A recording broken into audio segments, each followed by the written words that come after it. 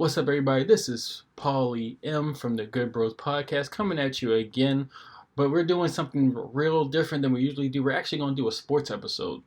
This isn't going to be along with our traditional episodes. We're going to do a sports episode mainly because this is the very first time I've ever followed the NBA from the beginning of the season to the very end, and I have two guys on here that love basketball. I was about to say football. It was going to be a complete crime if I said football, but they love basketball. They love talking about it. I've had in-depth conversations with both Ease and the guy I got on here today, Deon. He's a new guy who's going to be on the show. But before we start this episode, let me introduce the guys. Let me start off with Ease. Please introduce the fans to you once again. What's going on, everybody? Ease Rosetti. Always a pleasure to be on the show with my man, Paulie. So, thank you for having me again. No problem. The show loves having you. And he's new. This is actually his very first ever time doing a podcast. My man's Deon. Please introduce everybody to you, man. What's up? My name is Deon. Glad to be on the show.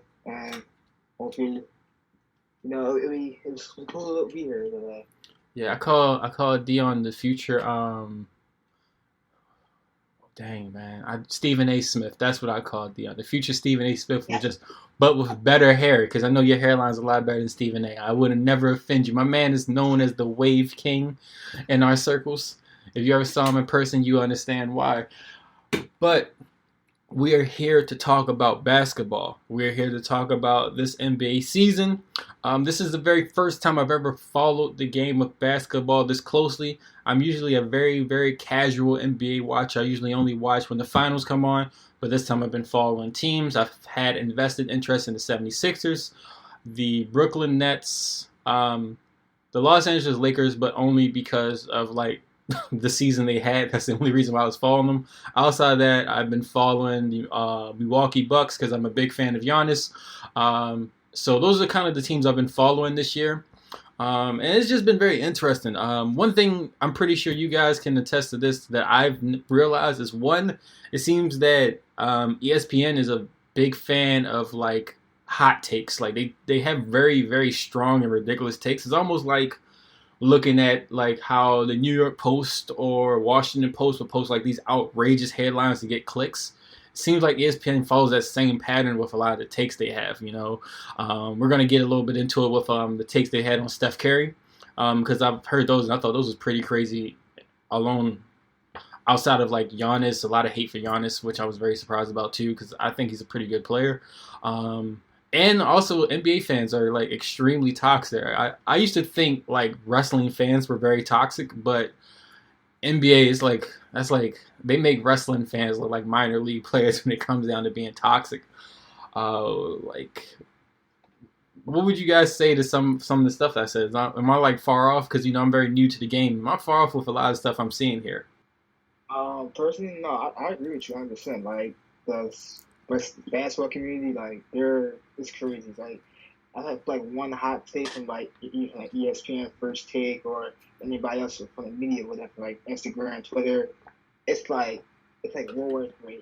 They all the comments going back and forth, if that was their life. So I definitely agree with you on the hot takes for sure. Yeah, I'm in agreement with both of you as well. I think sports media right now I think now and going forward is going to be structured off of, clickbait, something that's going to get viewers to, click in whether they agree or don't agree. That's what they're looking for. That's why somebody like Stephen A. Smith is paid so much money by the network. He provides those hot takes for them.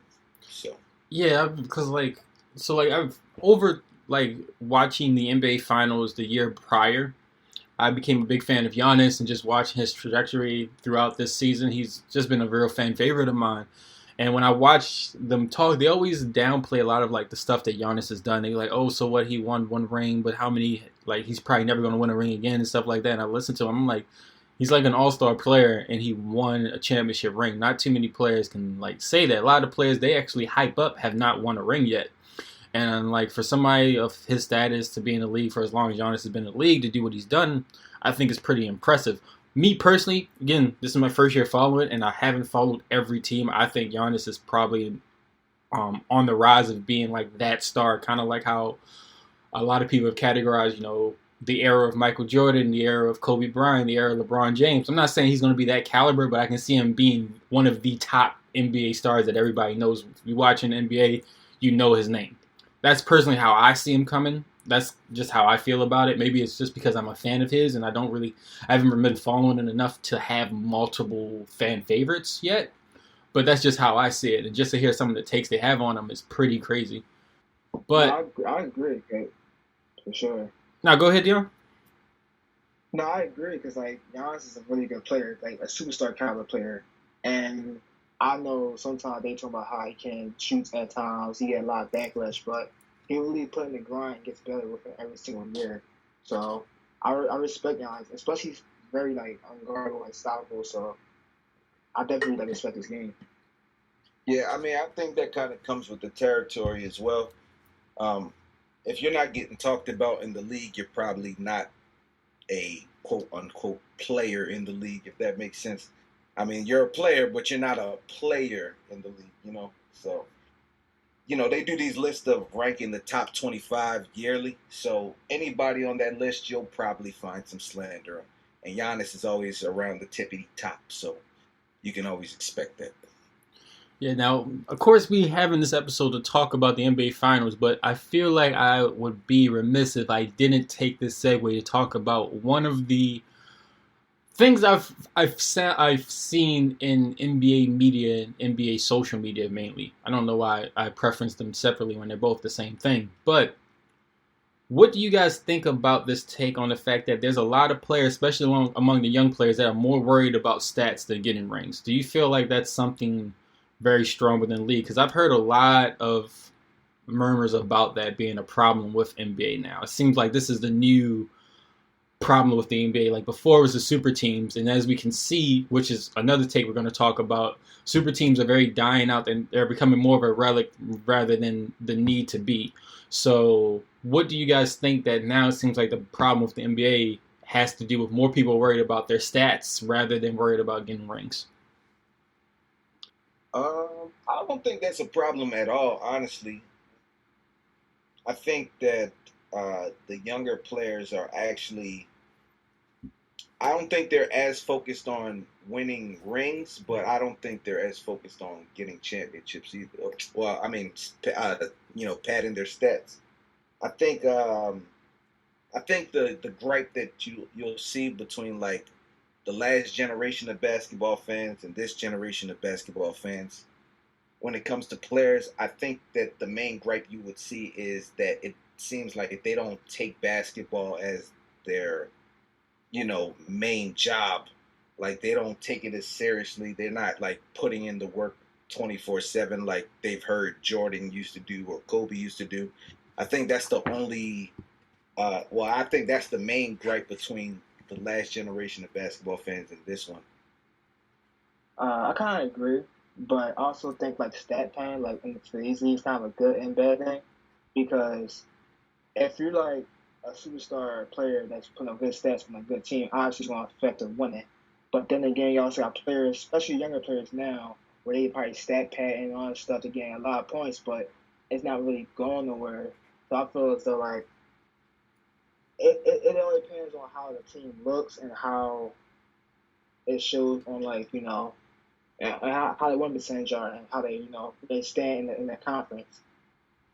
Okay. I want to touch on something that you brought up, E. So you said like how a lot of the players aren't treating this as their main job. So do you feel like stuff like Twitch and a lot of these athletes they take their platform and try to like pursue maybe another hobby they had like in like hip hop, rap, or maybe even if they get certain sponsorships, they try to like be more of an advertiser rather than an NBA player. Do you think like a lot of these players look at the NBA as a standing point of like kicking off these ventures rather than being basketball?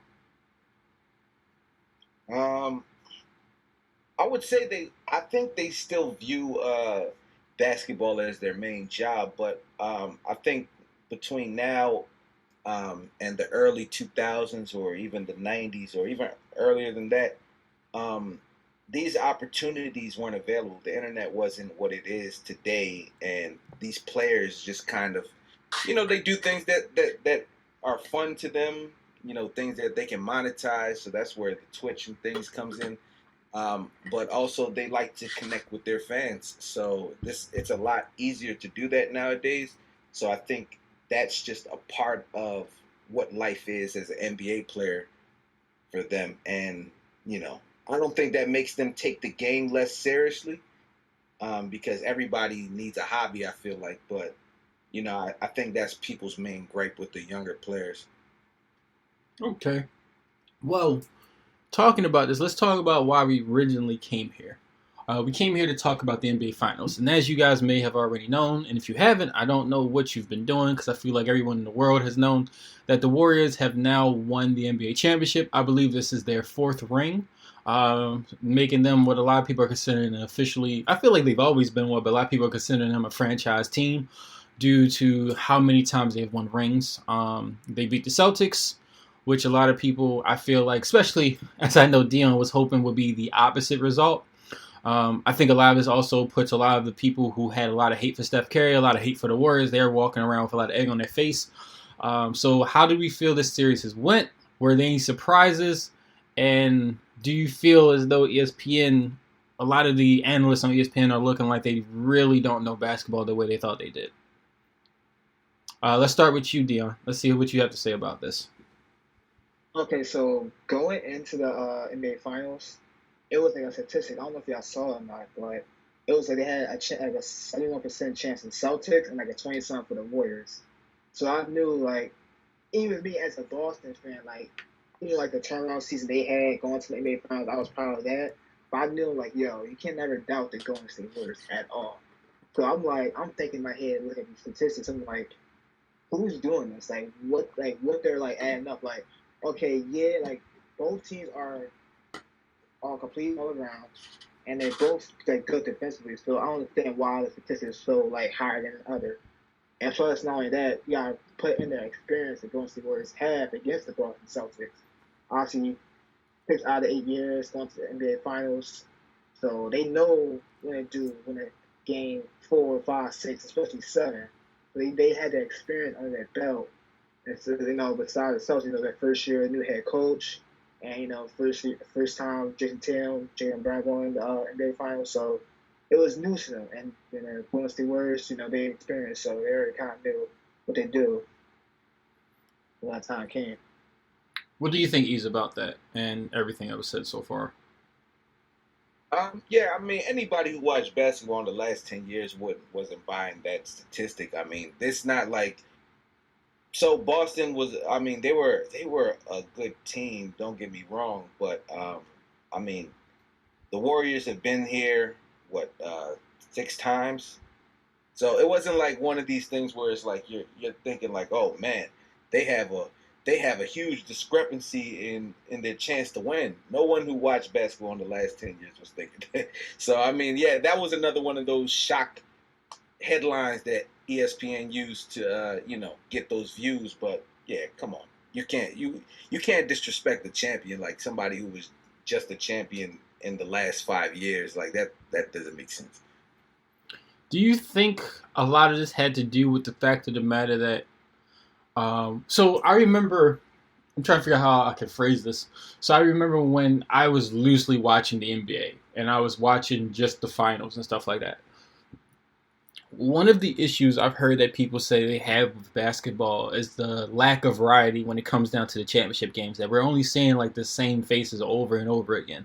So do you think that ESPN, even though like a lot of the analysts on there know basketball, like obviously they know basketball, their whole life revolves around basketball, that they were skewed towards making it look more favorable for the Celtics to bring in viewers, so we wouldn't get like that viewer that looks at it and goes like, well, obviously the Warriors are going to win. The Warriors always win. I've seen them win in like multiple championships. Again, this is their 4th championship, and within the last like, I don't know, one of you guys can correct me, but I feel like the last 7 years this is their 4th championship they've won, and it just maybe the reason why they skewed these statistics and everything to favor the Celtics was to bring in the casual viewer to believe that the game was a lot more competitive or more of a chance of watching a new team win, see a new face than before. Which I mean, me personally, I feel like that might be what it is, even though I think it's a little silly due to the fact that the year prior we had two brand new teams in the finals. I don't know if they have like any personal investment in who is playing in the finals, because I mean, from the last couple years, it's been mostly the healthiest team making it to the finals, and the Warriors have gotten some good breaks, and I don't. I mean, that's not really in other people's control. So I don't think they have like a vested interest in who's playing in the finals. I think they just want to get clicks with these shock headlines, like I said. So I mean, fans, it's really. I mean, yeah, I get it. Like people want parity in the league, but it's just not that way right now. It's like you'll get a different matchup. I'm like every once in a while, but you're gonna see some returning teams because these teams are really good, and you just got to deal with it. It's just like the Patriots in the NFL. You had to deal with the Patriots being in the Super Bowl every couple years because they're really good. They're the team of the decade. You got to deal with them, so they get over it. Yeah, but I don't really see like a lot of hate for Tom Brady. Like I don't really see like and when it comes down to NFL media, I don't really see them drag Tom Brady as much as they. You're in the wrong places then. So I mean, Tom Brady's got to be one of the most hated football players of all time, but he's high on that list. Well, maybe I'm just not catching them on the right clickbaits. Maybe that's what it is. Maybe it's because I'm having to pay more attention to the NBA. Maybe that's why I'm kind of like, because NFL, I know my teams. I know the teams I'm invested in. I only really watch when they play. I don't really care about all the other stuff. So maybe that's why I didn't catch it much. Because I was going to say, I feel like Tom Brady isn't talked about as negative. Like I've seen a lot more praise for Tom Brady than I've seen. Even with the Warriors winning, like, I've seen probably like a little bit of praise for Steph Curry and the Warriors, but like when Tom Brady won his next ring, I feel like it was a lot of like memes and parodies about like this man's about to have all 10 fingers covered in rings. I've seen a lot of commercials and a lot of other things. Then when he retired, and then when he came back, people was more jokes about like Tom Brady really doesn't want anyone else getting a chance to win a ring. So I've never really seen as much hate as I've seen for like the Warriors, and like how when it comes down to like giving them their flowers, probably I could see Tom Brady getting less of his flowers, and like it's weird to say his earlier years because Tom Brady feel like he's been playing football since he was a teenager in the NFL. But it seems like maybe in the latter part of his career, I feel like I've seen more praise for him. Even when he came back, it didn't seem like people were treating it as like he's trying to like grasp glory or whatever. It just seems like he just like, again, it was more talks about, I guess he just doesn't want anyone else winning another not an NFL championship.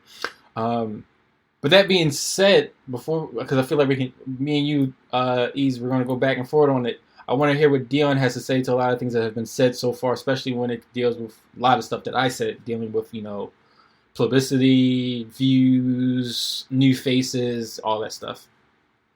I kind of agree because, I feel like they might,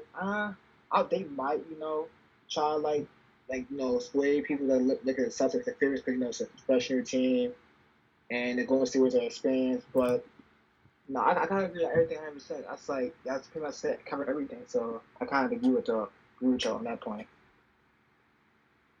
Which one? Because, like, I feel like Ease feels like it's not really skewed. It's just based on, like, which team is healthier and which team is able to keep their players together to get into the championship. Yeah. Where I feel like go ahead. No, what's like you said before, that's like Golden State Warriors. Like they beat their teams like 5-6 games, so they had not easier, but they kind of like beat their teams faster than how the Celtics did. They had to play, they swept the Nets in the first round. Then it's just the last two against the Bucks and Miami. They was Game 7. So doing Game 7s twice. They going against the Warriors, like that fast-paced offense. Like I know it would be a burnout and tiring to the Boston Celtics for sure. Okay, so you're more in Ease camp, where it just was that the Celtics just had like too many hurdles to overcome. So it's not hurdles, yeah, that's me hurdles, yeah. yeah. So it's For not sure. more of like, well, I with me, it's not like I'm really saying like they're trying to like skew the narrative for everyone to follow this team or that team. I just feel as though like the only reason they skewed the metrics to make it look like the Celtics had a more competitive chance of beating the Warriors was to make it more appealing to the casual viewer. That's why they're going with making it seem like the Celtics have a better chance of winning and not bringing in like the stuff that you and Ease is bringing up. Whereas like, well, you have to look more at their stats. Like if anyone just basically looked at like the hills that both teams had to overcome, you would actually say those stats should actually maybe be reversed and put more towards the Warriors and Celtics. Where with me looking at it like that, I was like, yeah, that makes more sense. But to the casual viewer, all it does is just back what they're already thinking, which makes them maybe not even want to care to watch the NBA Finals because they already know who's going to win. Yeah, I kind of understand what you're saying. Cause all right, you got this one team, the Boston Celtics, fresh face. Then you got this experienced team, the Golden State Warriors. So it's like you kind of bringing new fans in. Like, okay, Golden State Warriors playing a fresh new face. And you want to make that you fresh new want. face look competitive.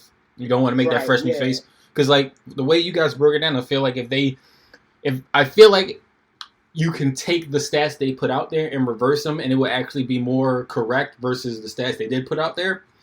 And you could see, like, with just the same logic you guys broke down, the Celtics had a longer road to get to the championship. The Warriors, they were able to, like, kind of one and done their teams and get out there and then be fresh and healthy, especially since they have a lot of old players. Draymond Green's an older player. Klay Thompson's an older player. Steph Curry's an older player. But, you know, the Celtics, they have to overcome these battles and try to keep themselves together to make it to the championship games, you know, and put a lot of old players that, you know, been playing their heart out there in a bad way. So with that being said, that's kind of where I'm getting at. You see what I'm getting at? So Deon, I can see you see where I'm getting at. What about you, Ease? You kind of see where I'm trying to get at with what I'm saying?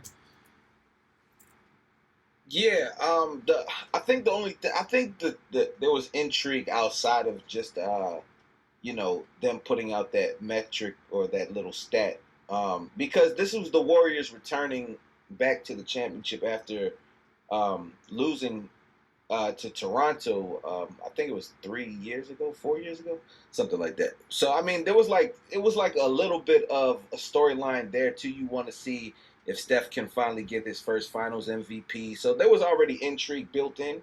I think it also helps that Boston's a young team. They're all coming in very young, and it's a fresh matchup for the Warriors. So it's like there was already intrigue there.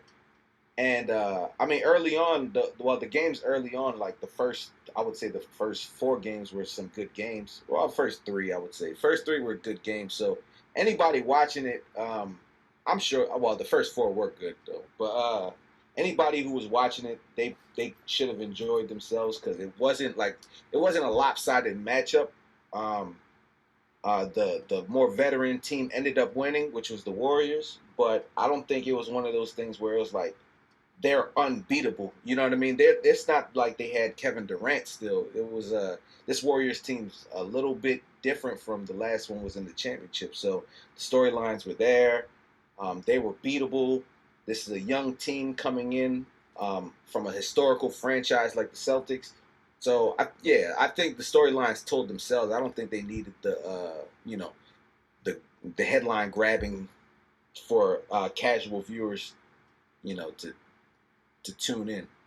Well, I mean, when you look at any industry, I'm going to also touch on what you said too. But if you look at any industry, like for instance, like we're all at some level a WWE fan. I only bring them up because I know what their metrics and what, like, even though they're making money regardless, what they actually want to bring in. And is like, you always want to bring in the casual viewer, because if you can bring in the casual viewer and make them want to come back, like, you don't really care about the fans that are invested, like how you guys are, how I'm trying to be. You don't really care about them because they're going to watch regardless. If, like, literally it was the Warriors versus, like, any repeat team, like you saw, like, the Warriors versus the Lakers in the conference finals, or if you saw the Warriors versus, let's say, the Bucks made it back this year, we're all going to watch. Like, we're not really going to care that much in terms of, like, who's there. We're going to watch regardless.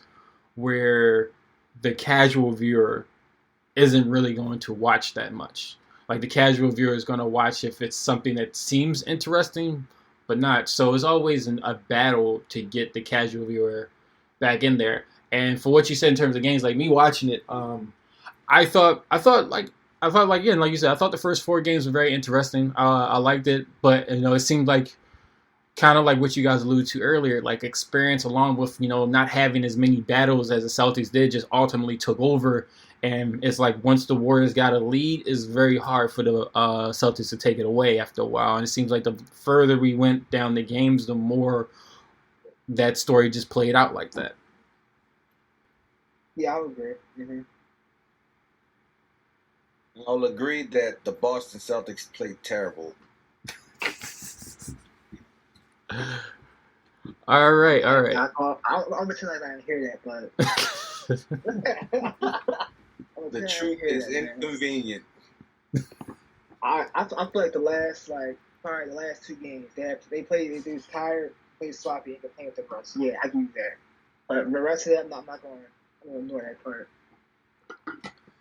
Yeah, Ease. My man Deon was very excited with how they played this season, coming back, having a crappy season and then coming back and basically being like the underdogs, the comeback kids in this season. That being said, though, one thing I want to get before we jump off this, because obviously there was a lot of things that happened on the build up to having this episode with you guys, which I feel like is a lot to talk about. But before we get into that, I also want to get you guys' take on, Steph Curry proving all the haters wrong, becoming Finals MVP, getting his 4th ring. And, do you feel like with this accomplishment for Steph Curry, he has like unlimited time on the mic to dunk on every analyst, every ESPN talk show, every NBA talk show around the world that wanted to say that Steph Curry was done or that Steph Curry wasn't that best of a player? I mean, I've even seen stats where like people have brought up his stats in certain games where they said like, oh, well, he only scored like 27 points. He's an underperformer in the NBA Finals, which I think is pretty ridiculous because like it's very hard to score like that much in a game. So, what do you guys think about like just basically everything I said about that whole situation right there? I feel like Steph and like I be proved all the wrong. Like he proved all the haters wrong because he got his 4th ring. He finally got the Finals MVP that he's dying to regress under his career.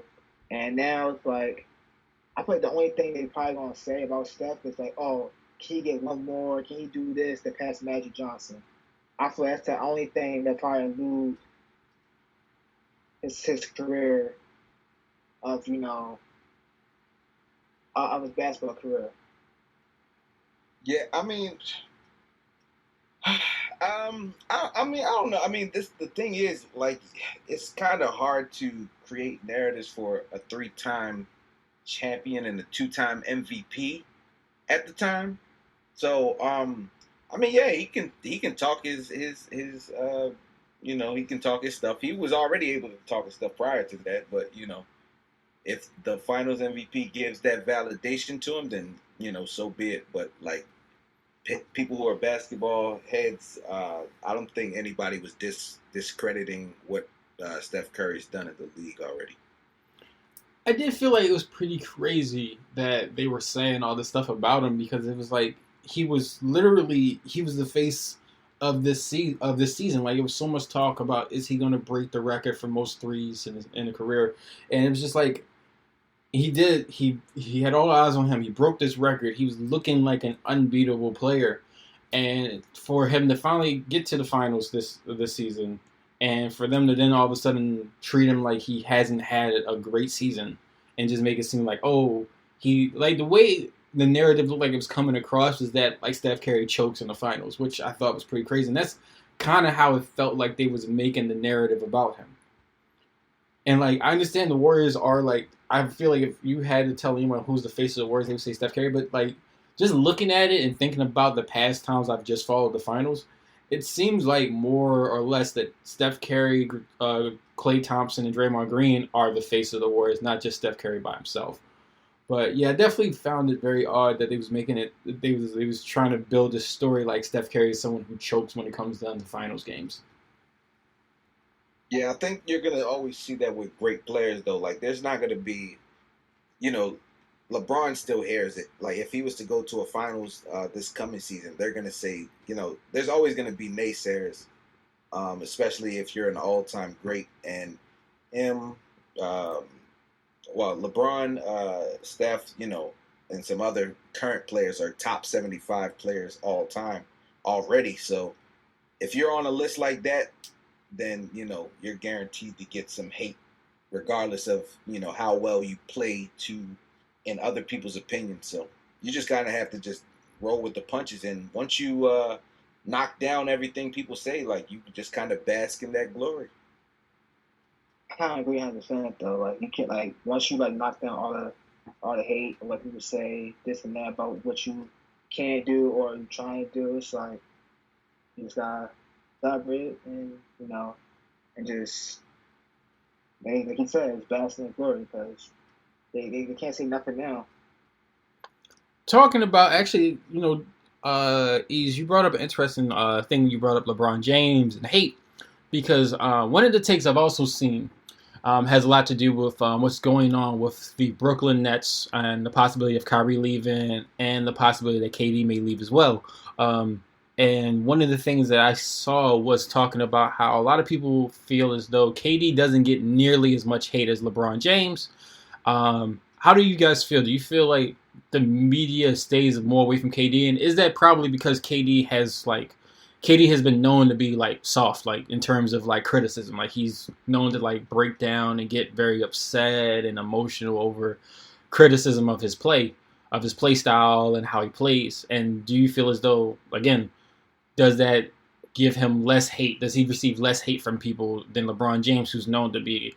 And actually, sidebar, one thing I've noticed while following the NBA's whole thing a lot more, and actually getting into the toxic fan hate, is that LeBron James is a very polarizing figure. And the reason I say this is because out of every player, it seems like LeBron James fans is like either you're a fan of LeBron James and you're a hater.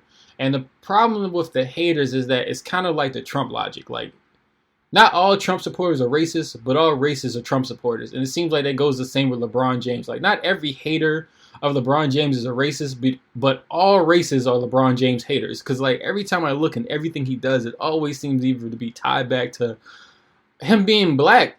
Like, am I wrong in seeing it like that? I mean, I would say so. I think you're incorrect in that assessment, just because I think it's just what side you're hearing it from.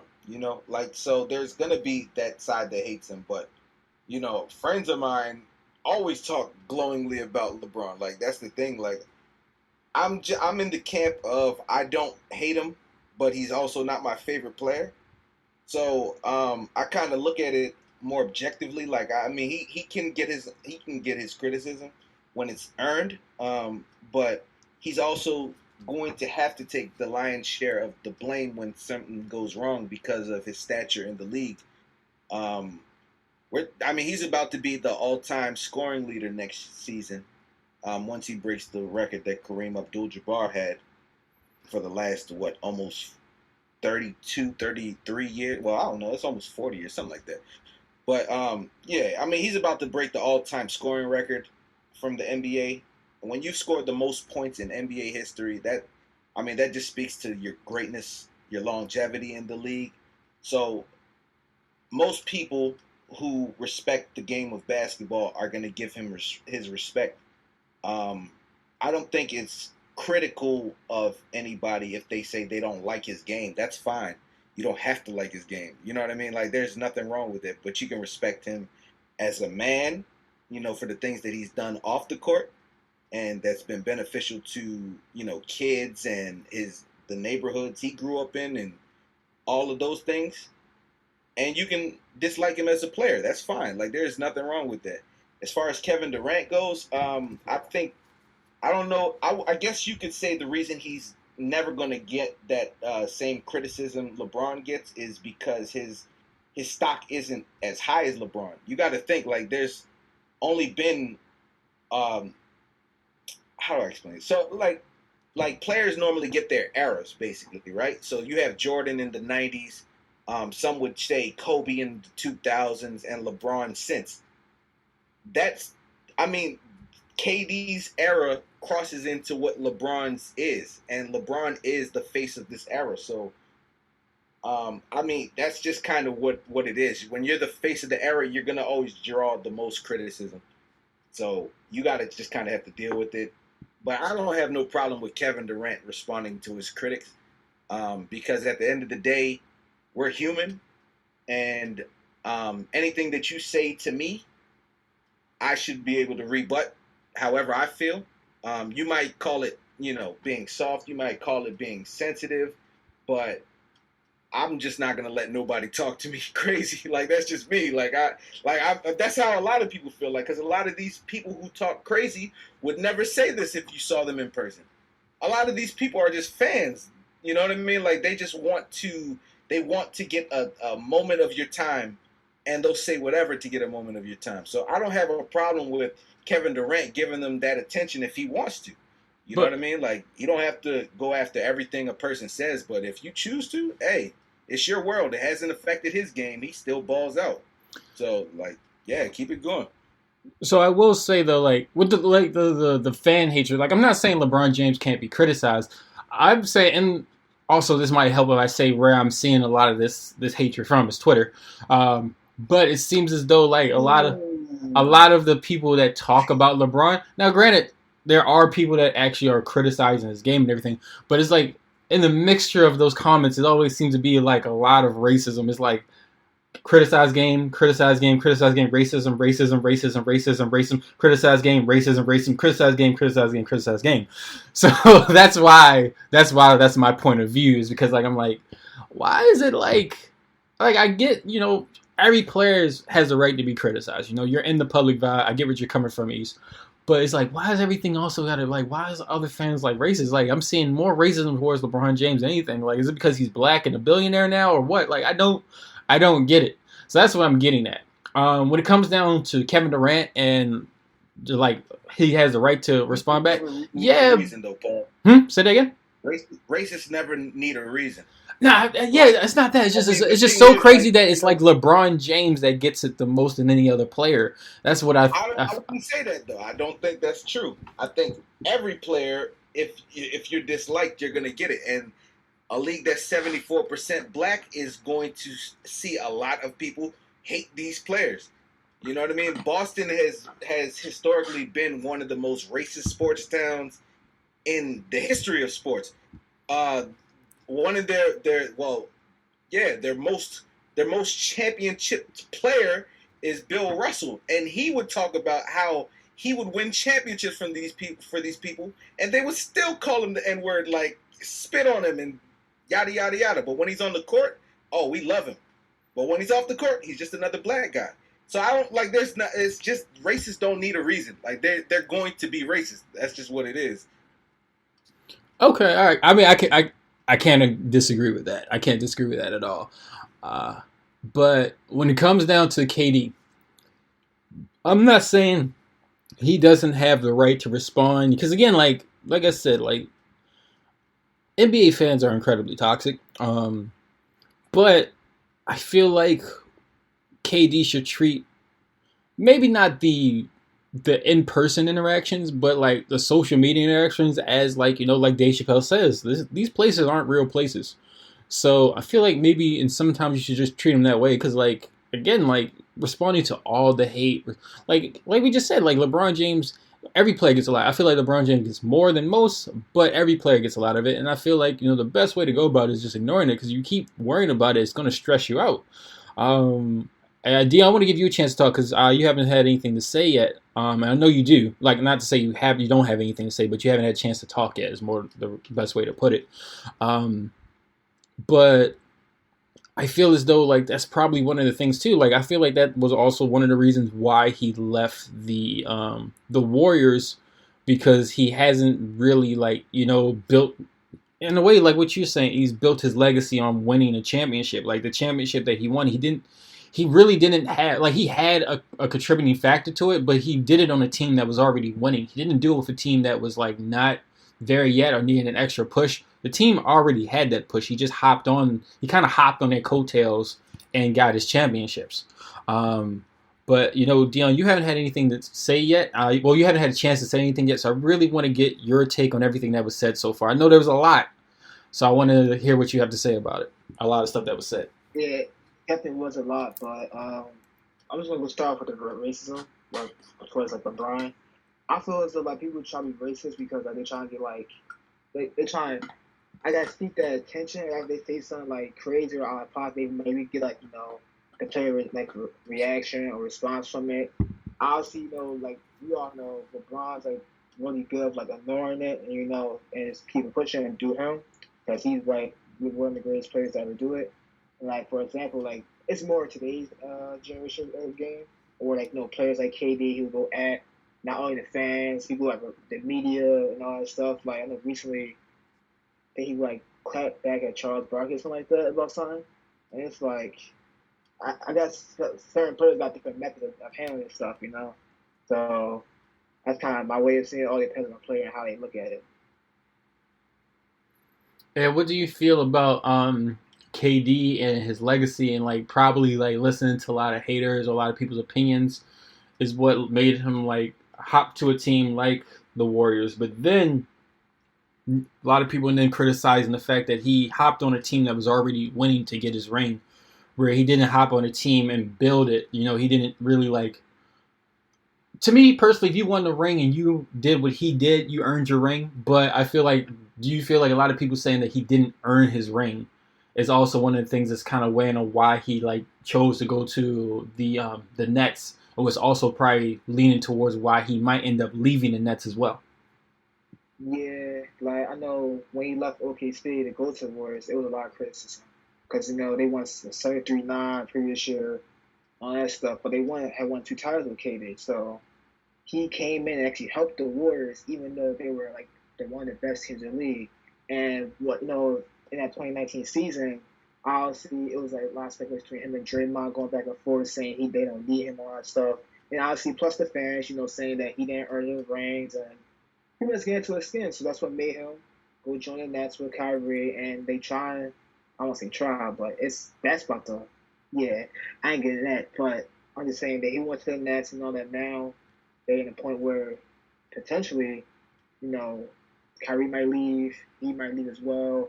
So who knows? The media always gonna play a factor because that's just how it is. Especially if your hair is gonna crack down and stress you out. I mean, I definitely do believe that team the Nets were trying to build, along with the team the Lakers were trying to build, I do believe that was like the end of super teams. 'Cause I feel like that was like when I was first getting in, like when I sat down and really was trying to follow this season, it seemed like those two organizations were trying to build the next super teams, and then watching them crumble and just fall apart. I was like, and then seeing how the trajectory went going forward, it definitely feels like that was the end of the super team era, in my opinion. Just watching those two teams fall apart, because I feel like a lot of people had those two teams favored to like go all the way and be the ones that we're looking at to have competitive matchups.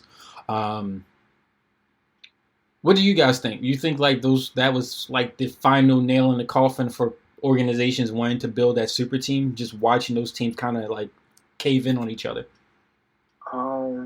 I mean, I kind of think so in some aspects because you see a lot of teams now, they kind of doing that 1-2 punch combo. Like, for example, you got the Sixers, you got Embiid and Harden, and Suns got Jason Tatum and Jaylen Brown. So it's just I feel like a lot of teams are trying. Even the Clippers with Paul George and Kawhi Leonard, even though Kawhi didn't play in the year, they still try. They said that 1-2 combo. I feel like that's the league is going towards that. And like you said with the Lakers, they were trying to build this old Hall of Fame super team. And it's like, I mean, yeah, it looks good on paper, but like it didn't work out because one, it was too old, and it's like injuries call out to them. Well, can you say it's good on paper if they're old? Like, I feel like if you're looking at the stats, but then when you look at the age, I feel like on paper, once you see their age, you're like, oh wait, a lot of these dudes are kind of like close to the end of their prime. Yeah, and most of the majority of them, like, they're not as they once were. Melo, he's still productive. He's not the same Melo as before. Russ, obviously the same when he was at OKC. Dwight not the same way he once was back in Orlando, or you know what I mean. So it's just a lot of these guys on the Lakers that started this season, they wasn't the players they once were. And with the Nets, I feel like, in my personal opinion, I feel like they had a better chance because obviously they had James Harden and Kyrie Irving and LeBron and KD. My bad. Go ahead. And I feel as though like they had a potential team, but due to like Kyrie, him missing games, the mandate and all that stuff, and all it just. In my personal opinion, I think that kind of drove James Harden away to Philly and made a trade that happened in the trade deadline in the middle of the season. So I feel like, in that net standpoint, I feel as though it was more just like a chemistry breakdown. But as like the Lakers, I kind of agree with with the super teams, it can't work out all the time because it all depends on how the team is formed, especially the Lakers this past season. They were just old and injuries. That's all. Yeah, I don't know if the era of super teams ever really goes away. I think it just morphs. So some people might consider a two-man max deal players on a team as a super team. Some might say three players who have been, had great careers as a super team. It just depends on how you define it, really. But yeah, I don't know. I don't know if that's going to be over with. I mean, there's reasons why those two teams you named, fell apart. Like y'all said, it's like, both teams had injuries. Kyrie with his vaccine situation, he didn't play majority of the season. On the Lakers side, Anthony Davis is always hurt. So, they had to deal with that all year. LeBron was in and out of the lineups, and they didn't really have a lot of continuity because those three players that they put together, Russ, AD, and LeBron, they only played 20, 21, 22 games total. So, I mean, yeah, for continuity's sake, that's not going to work unless, you got to play a lot more games. You need at least 50 together to gel. But, well, in my opinion. But, yeah, I mean, like I said, I don't think the era of super teams is over. It's just going to keep, changing. But do you feel like this formation of super teams is done with? Meaning what, though? Like how, like the Lakers were trying to pull like all these players in, and how like the Nets were trying to do, how like I would guess like how Miami did it, how I don't really want to say the Warriors because I feel like the Warriors, they came up together, so it wasn't really like them pulling in players like Draymond Green, Klay Thompson, Steph Curry. They were already there. They just built together. So I wouldn't really classify them as a super team where you have But these a other. lot of people would once they added Kevin Durant, though. Yeah, once That because would like make it more. you're adding Yeah. versus building within. Where that's why I would like without Kevin Durant, I wouldn't classify the Warriors as a super team because they built within. Where you have a lot of organizations there, like it's kind of like they're bidding for the best player to get them to their team to help build their team rather than like start from the ground and work your way up to like a dominant team.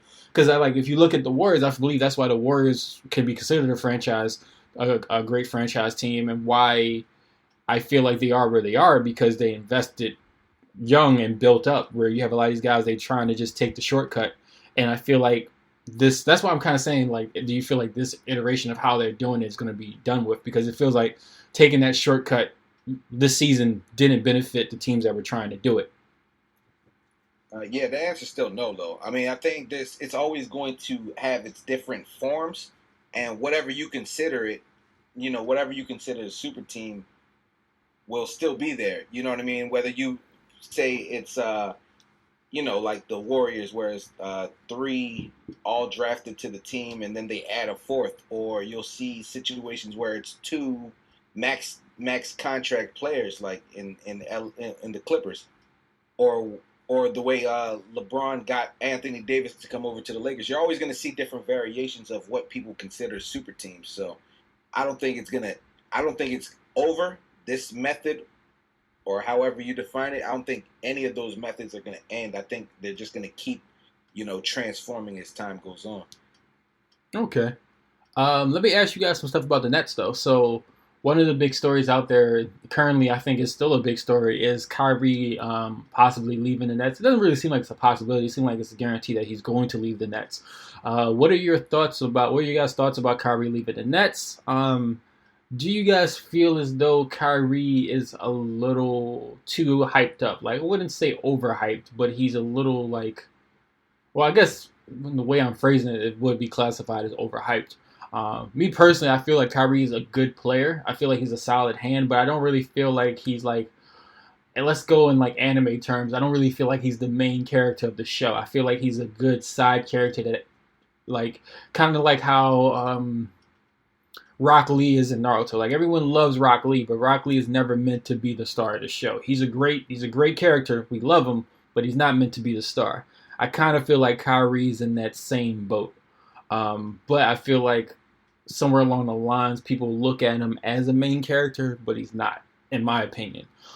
So what do you guys think about him leaving? And do you feel what I'm basically saying, that he's not really like as high? He's not really at the level that a lot of people are trying to vocalize him being at.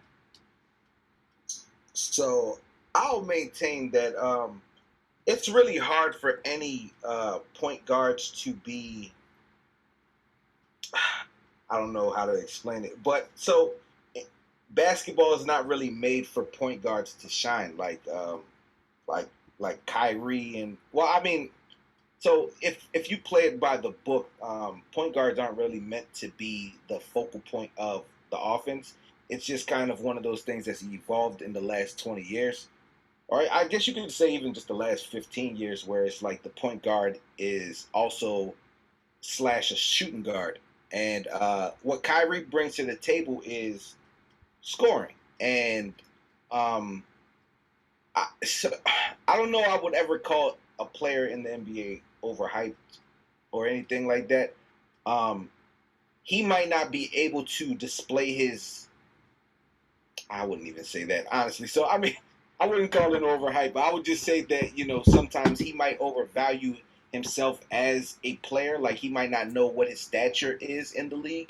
Like, he might think he's bigger than he is. But, yeah, I mean, Kyrie's a great player. Like, everybody respects his skills and talent, but I think everybody's always going to knock Kyrie just for not being reliable, as in playing enough games. He's historically an injury-prone player, and things like that kind of give you a knock. So you're already injury-prone, and you're hard to, deal with within the organization. Like, those things, knock against you as a player. So I can see where somebody could form that point of view where it's like, oh, Kyrie must be overhyped. I don't think he's overhyped. I just think that he might not be self-aware. Yeah, I kind of agree though, cause like Kyrie like is kind of like the number two guy. Cause if you kind of like look at his whole record of like his past years like on teams and like and what how he played. Like when he was Cavaliers with LeBron, like he was in the finals every with LeBron, and I mean he won a title in 2016. Then when he left with the Boston, he tried to make his own team, didn't work out. He tried to go with the Nets, having KD, didn't work out. So I feel as though Kyrie is a second player, and he does count over like he kind of look like don't put a lot more stock than he is, but he's really a good player. Like Kyrie's like anybody in the league would have Kyrie like on the court, like he's talented. Like you really like you have Kyrie on the court, like, but the only thing with Kyrie is he does carry a lot more than what he brings on the court. He can carry a lot off the court as well, like you saw this year, for example. With his drama with Brooklyn, and I feel as though what you said earlier about, how I feel about him most likely getting traded, I feel like it's good for the team that gets him, and also bad at the same time because they have his star Kyrie like play on the court, but him like on like off the court was like really bad, like because all the drama he brings with it. I mean, Kyrie had the best part-time contract I think I've ever seen. Got paid millions of dollars for only being a part-time employee. So, like, I get that he's a terrible person to work with, but at the end of the day, I think he had like probably the greatest job you can ever get that year.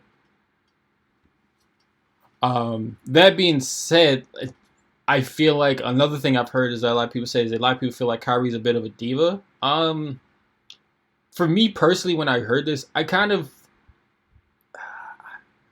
disagree to a point because it's like I feel like the reason he was called a diva had a lot to do with him not wanting to get vaccinated and stuff like that. And like at the end of the day, I feel like he was willing to take whatever fine came with that and whatever penalty he got for not wanting to be vaccinated. I do believe at some point it kind of became more of a show than just like, look, this is just like rather than just him going like, look, this is just not what I want to do. You know, it didn't come across kind of like how it was with, and again, I have referred to the NFL because that's one of the things I follow the most. It didn't feel like the same thing as like when Marshawn Lynch just stopped talking at press conferences, where it was like, no, he just stopped talking at press conferences because he said one or two things that got twisted and turned around. He had to deal with a whole lot of backlash. He was kind of over it, so it was like, I'm just not talking anymore.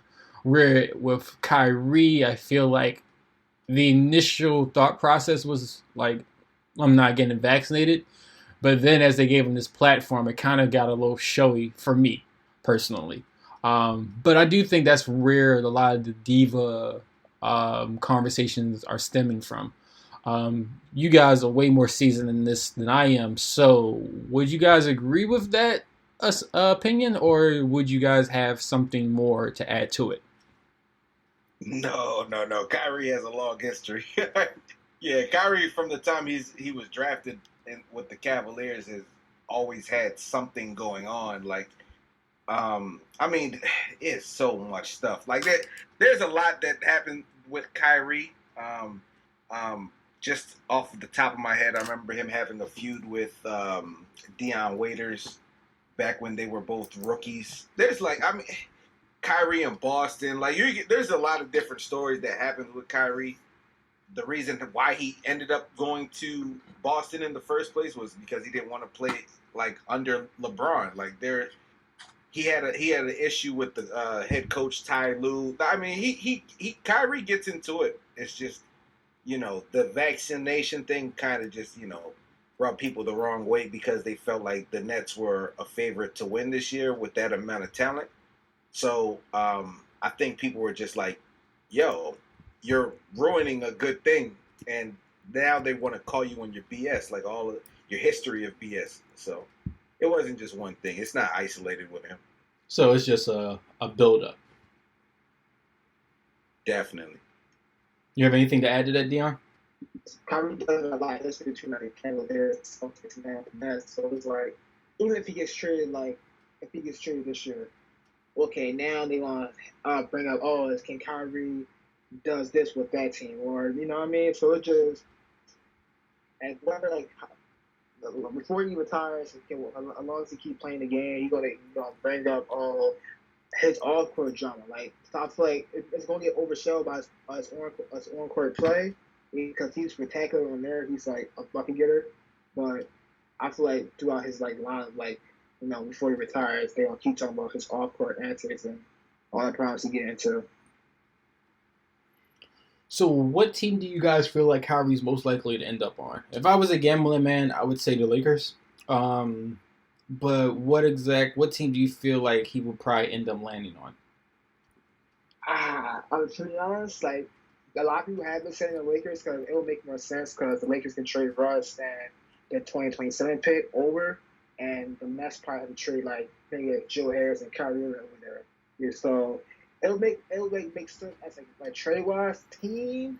I don't know as how it would work with AD, Brian, Kyrie, but as in like salary cap wise, it will make a lot of sense of like what the Lakers. But I know I showed you before about the list of teams that he's interested in, like Miami, the Lakers, the Sixers, or it was a few teams. Yeah, I know we talked about how he would fit on the Sixers, and I feel like it was I feel like it's one of those things like we said with the Lakers. On paper, it seems like it might be a good fit, but then when it really comes down to it, will it actually be a good fit? Right. So I feel So to be honest, in my opinion, with the Sixers, if he does get traded, like they probably trade James Harden, which is kind of dumb because they just got him this season. But which is why I don't really think they will get him. Yeah, that's another thing. I think they're going to be he's going to chill and just let other teams get Kyrie. But like you said before, like on paper it looks good going to Lakers because it fits the salary cap, but I don't think it's gonna work out, to be honest. I feel like Kyrie needs to be on like a team where it's like, okay, I have a star, but I can still like Kyrie shine and have another star, you know, shine as well. I can see him ending up on the Lakers, and I can see it I see it happening, and I also can see it being terrible, and we just watch that dumpster fire go off. Yeah, he's staying with the Nets. Oh, you think he's not going nowhere? No. Why? What I makes you think mean, that? the amount of money that he'd have to give up to go to the Lakers is outrageous. Um, he's a strange cat. Don't get me wrong, but if he would say, "Hey, I'd rather take $6 million rather than a max or a smaller max of 30 million per year," yeah, there will be something wrong with him. He's going to follow the money. I think what right now what's happening is he's just posturing because I don't think Kyrie realistically wants to leave Brooklyn because he's from that area. Um, so that's another thing at play. But to give up that amount of money to go to the Lakers would be outrageous. Like the money would not make sense at all. Like the Lakers can only give you 6 million. There's way better offers out there, and the best offer you will get is from the team you're on right now. Yeah, I know they'll a $6 million like tax inflation or something like that. So they'll have to like I think Kyrie will have to take the 6 million and just probably re-sign a bigger like contract with him next. That's if he gets traded to the Lakers. But I mean, it seems like he wants to get traded, but based on what you said, it could just be. I don't know. Like from what you guys are telling me, it just seems like this is just another like. It seems like it's an attention grab to just be in the media. It doesn't really seem.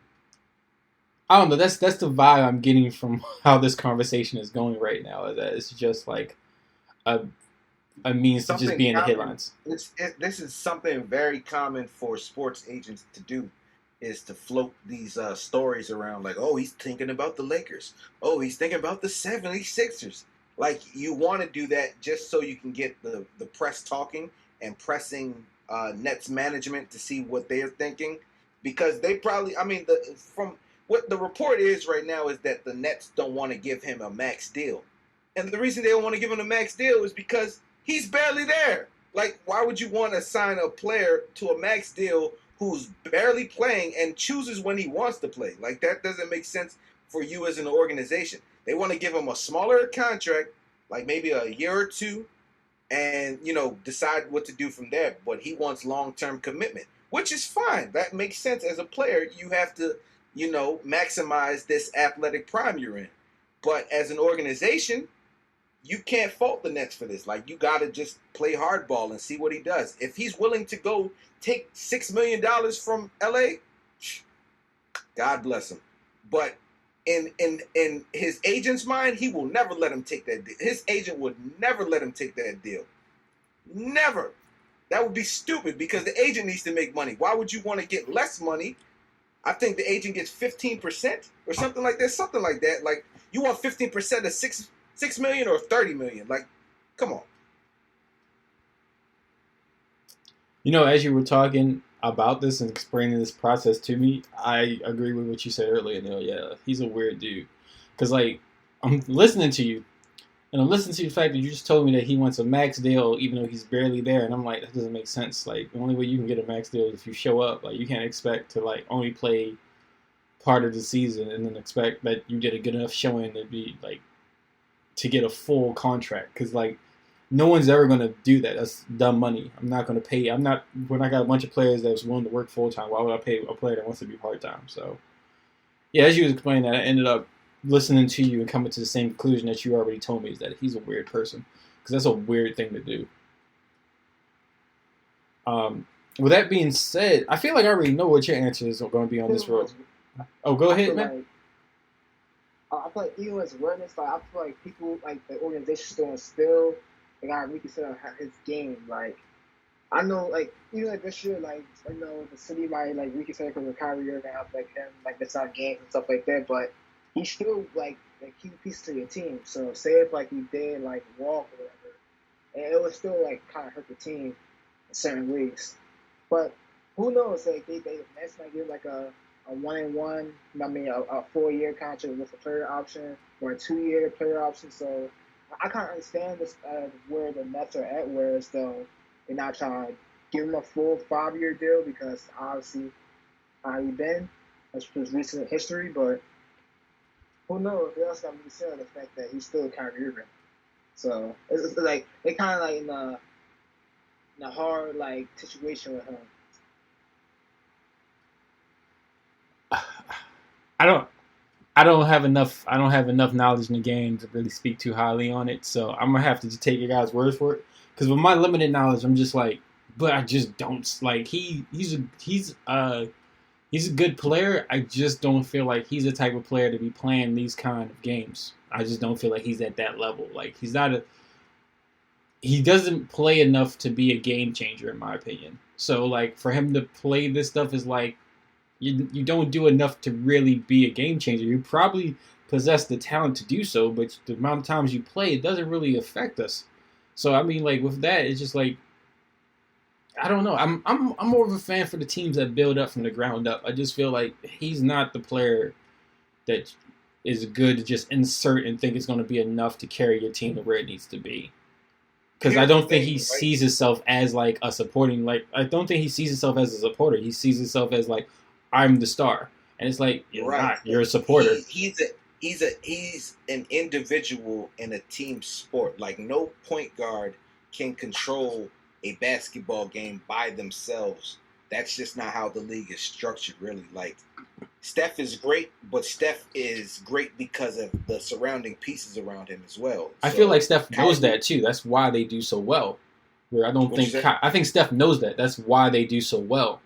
Where I For think sure, you have to have Kyrie. that self awareness. But as Kyrie is an individual, and he likes to stand on his individuality, and that's really the reason why I mean he's a great player. Don't get me wrong. It's just that in this type of sport, you can't be this hard headed or bullish on like things that people suggest. Like the vaccine was the least like this probably the smallest thing he could have did to just keep this engine going for the Nets, and he chose not to.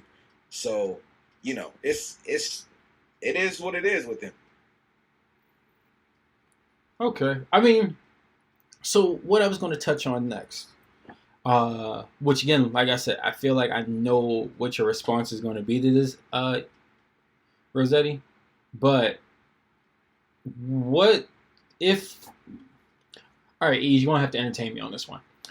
Deon, I feel like you're gonna have more input on it, but Ease, I'm gonna need you to entertain me on this one. If Kyrie ends up leaving, where do we think KD lands? Would he stay with the Nets, or do we feel like he would probably bounce to another team? And if so, what team would be a good fit for him? So say if like Kyrie leaves, no matter what team he go. Personally, in my opinion, just my opinion only, I think KD leaves. Cause personally, the reason why, cause it's just so much mess over the Nets with Ben Simmons and Kyrie leaves. Like he knows like they're not gonna win. KD's getting older by the day, so he wants to win more championships. So I think he's gonna leave, and not only that, I just saw a recent post about Damian Lillard trying to recruit KD to the Trailblazers. I ain't gonna lie, I kind of like it. Him go to the Trailblazers, Dame will find like Dame. They never really had that much help. I mean, he had CJ McCollum, but they never really got nowhere far. But I feel like with KD, if they get like a couple pieces around, they'd be a good threat in the West. And then possibly, if they play right, they can make it out of there. So in my personal opinion, if he does like KD leave, I think he go to the Portland Trailblazers. If I'm the Nets, I'm not trading KD at all. You're under contract for the next 3 years. Ha! Ha! Ha! You can complain as much as you want to. I don't care what you think. You under contract. We pay you to play here. You signed the deal. Like, I mean, I get that's the trend in the NBA for everybody to want to, oh, I want to go here, so you got to trade me. No, that's not how contracts work. Like, if that's the case, start signing 1 year deals and then having the option to leave the next year. But since you're here, oh yeah, you're gonna play here. That's just what it is. We'll build around you for sure. But yeah, I don't think KD's moving. So you feel like KD's just going to be at the Nets. You don't feel like he's going to go anywhere. Yeah, he's an Unless somebody offers some kind of crazy trade package, which I don't know what that would entail, he's staying as a Brooklyn Net. Like, that's just not like, you don't trade a arguably the best player in the league just for peanuts. Like, that's just not going to happen. You're going to have to give your whole team and probably your life insurance as well. Like, I need everything you got. So do you think that with that being there, right? So like let me try to see if I can like put this in the best way. So basically, with what you're saying, right? Do you think then it's probably better to try to get Kyrie out and try to get him replace him with someone who's actually willing to be a supporting character and supporting KD, because it doesn't seem like Kyrie has that mindset. And like with someone who's not going to be there a lot, if you get a strong supporting player to back up KD, you have a better chance of actually going to the finals. Versus you're trying to stick it out with a guy who's not really trying to play and a guy who wants to win championships, but it seems like you have two different people where you have one that kind of fits what you want to do, and you have another that if he just played ball, it would work, but he doesn't. It seems like it benefits you, like even if it's a player that's not as good, but if he's a good hand, to just let Kyrie go, take a good hand, and then put all your eggs on the fact that Kevin Durant can get you where you need to go. I mean, for sure, I think that's what they would look to do before anything else. Before KD would be the last option to get traded. But yeah, I mean, if anything, you'd want Kyrie to opt into his deal and trade him to another team for a good amount of pieces. If realistically, that's what they want. Um, I think it just really depends on how, like, if KD says okay to it, I'm sure the Nets would be on the phone this week trying to get a trade for Kyrie. But the fact that KD and Kyrie are friends, that kind of throws a monkey wrench in that. So if KD doesn't okay the deal, they're gonna move very cautiously with this whole Kyrie situation. Yeah, actually, so like again, this comes from me just getting to basketball. Didn't know they were friends. At some point, I guess then KD just doesn't want to win a championship, because that's honestly what it seems like it's boiling down to. Because it's just looking at everything that I was presented with today, it just doesn't make sense to keep Kyrie. If KD wants to win a championship, he can't do it with Kyrie. I get that you're friends, but y'all can still be friends on different teams. Me personally, I just feel like that's probably the best move, is to get rid of KD, trade him to a team that's willing to give you a solid replacement for him that's going to support. Because like it's like, again, like if y'all are really friends, then your friend is selfish, because your friend knows that he wants to get a ring on his own. Like Kyrie's already kind of did what KD wants to do. Kyrie was with LeBron James. They got a ring together. Like, someone's saying that LeBron could have did that without KD. Like, not KD, without Kyrie. Like, everyone's under the same conclusion that they did that together. Where, KD, even though I feel like he should still get the same kind of praise for being with the Warriors, no one really looks at it like that. So this is something that's holding over you guys' head. He feels some kind of way about it, because you can just see him with the way he moved. With his trade, with trading to another team, going to another team. I don't think he got traded. I think his deal expired and he went to another team. I could be wrong. Y'all can correct me on that. But with how he's moving, this guy wants a championship. So it's like, KD's not KD, but Kyrie. It's so many Ks. Kyrie looks like he's more about himself, and in that case, you got to be about yourself too. And that's just how I see it. But again, I don't know these guys' friendship. I don't know these guys' mind space. But if I was KD, Kevin Durant, that's kind of how I would look at it. What do you guys think? Is that like too cold, or is that just being realistic with your goals? Nah. I mean, I feel like sometimes it be that way, because you try to do the best you can in a certain situation. If it's not fair, it's not fair. And like I said before, I personally like to see it go with a different team and get traded. But like he said before, it's kind of hard when you sign an extension. you stuck for the next 3 or 4 years because the organization will keep you even if you try like sit out or whatever you trying to do for Ben Simmons or whatever. It's still hard in years to come because especially K's like 33. So by the time he done that deal, he'll be like about 36, 35, 36 years old. He will be like getting older and older. So it's gonna be tough for him, for him to be in a situation like Kyrie because like if he really wants to win now, especially how Kyrie is, how he's going about it, you might have to trade him. Get a solid piece that wants to win alongside KD and go to the finals, win a championship. I agree. I think I mean if that's the route, then KD really just has to okay it and just get this train on the road. I would love because like we keep talking about Ben Simmons. I feel like that's a good 30-minute conversation to have about that. We just don't have the time, and I would love to also ask you guys what would be the good like supporting character for that. But again, we're strapped for time, so I will end this with asking you guys this last question. Due to the draft recently happening, who do you guys feel like has the best chance? If you have, let's put a broad spectrum out of 3 teams. Well, name what top 3 teams do you feel like have the best chance of making it to the NBA Finals next year? I honestly got the Warriors. They just won a title. That's number one. You gotta look at the I'm probably a little biased on it, but look at my Celtics. Conference, Eastern Conference Finals, cool. My third pick is actually. I'll also throw an honorable mention. My third pick, I want to say, I'll probably say the Bucks, maybe for my third pick, and for my honorable mention, probably the Suns.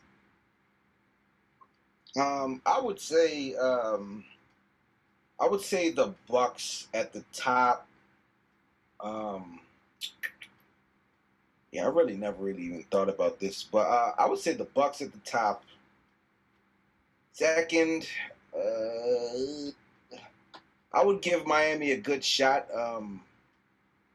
but I would probably put the Clippers at number 2.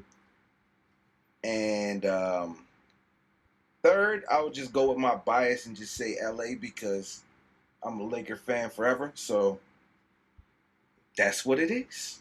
If Deon's allowed to pick the Celtics, you're allowed to pick the Lakers, in my opinion.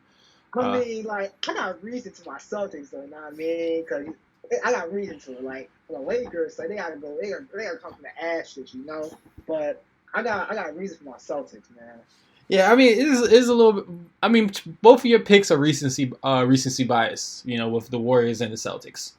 But I don't knock the Warriors. The Warriors sounds like a logical pick due to the momentum they have from this season. Like it's not like how 3 years ago when the Lakers won, it was like that's a lot of weird stuff that happened for y'all guys to get to that ring. So it's not nothing like that. Like they're coming off a lot of momentum. They shut up a lot of people that doubted them, which is kind of crazy when you look at it. So it's not too hard to believe that the Warriors have a solid shot of making it to the championship again next year.